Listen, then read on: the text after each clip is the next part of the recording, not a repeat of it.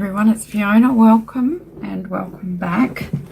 So I'm doing something a little bit different today. I'm working on the charms to go with the cherry blossom kit. So I'm going to be doing some painting and some glazing today because I want to get those done. So what I've just sanded them all, and I put these are all going to have the little screw-in eyelets and the attachment, and I may add some beads as well. But I put these long ones on for when I'm painting so that I can get my tweezers and I can hopefully hang on to it. And actually these tweezers aren't that good, so they move around, but it's a little bit easier to get around when you're painting. So I'm just going to be doing some painting. I'll be talking through some of it and then adding a bit of music like I usually do. And yeah, I just thought I'd show you my process for the little charms today. The difference. This is the store-bought air dry clay, right?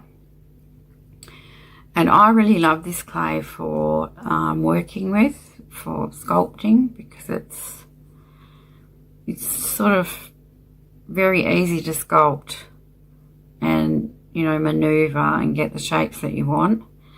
But sometimes with smaller pieces like this, when they dry, they are very brittle until you actually seal them with varnish or UV resin. Then they're extremely hard wearing. I'll just show you. I've done quite a few more charms, which I haven't put in my shop yet. So these are all already done. So this sort of thing, look, is how it was going to be, but this is the same clay, but it's resined. Little strawberry, very tough. You can't break that once they're resined.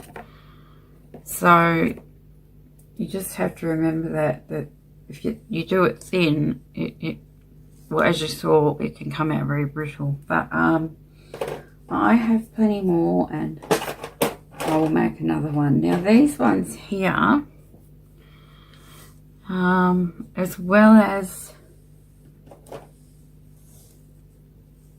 no, this is the store-bought air dry clay as well. These are made out of my homemade cold porcelain clay. Now I did do a video where I was making the soap clay, but I'm not using that because I found that it's quite brittle when it dries. I think I'm going to do the soap clay, they're little cameos, and it's just not so, like, I wouldn't trust it not to break. Probably okay when it's resined.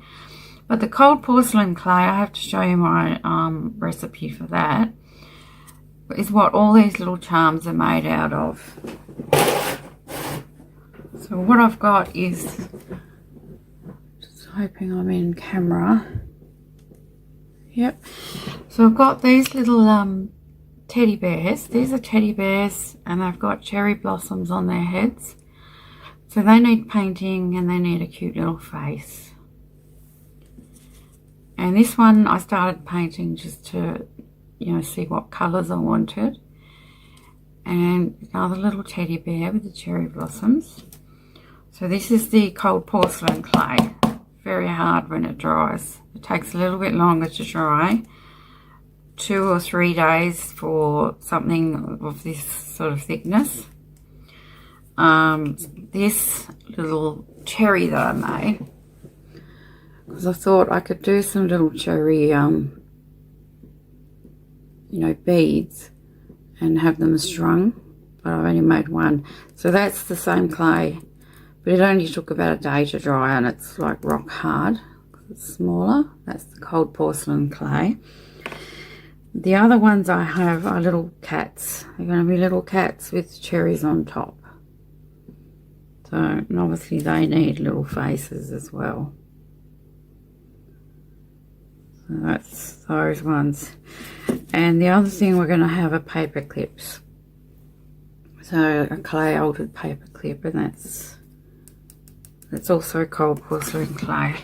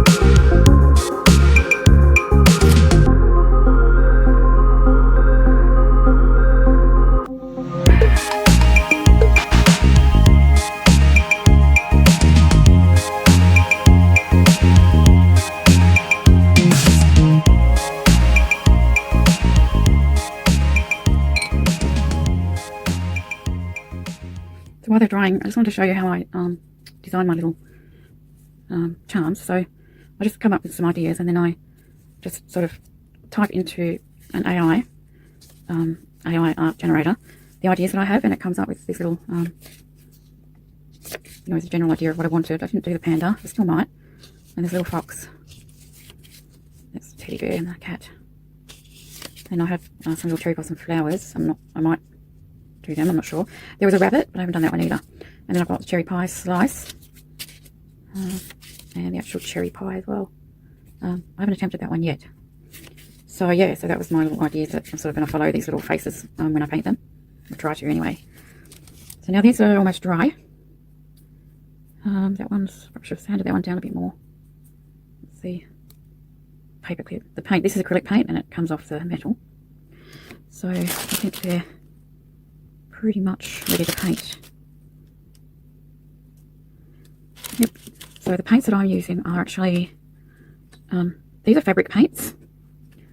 I like them because they're nice and liquidy and they're thick and they go on nicely. So they're very similar to acrylic paints, except they've obviously got like a medium in it that helps you to paint on the fabric. And I use pastel colours. That's sort of just my thing. I don't like using really bright colours. So my cherry red would be this one, and it looks like a dark pink. So that's my red and that's my pink. And I'm going to mix up the colour that I want for the little teddy bear faces. And okay, so away I go. Gonna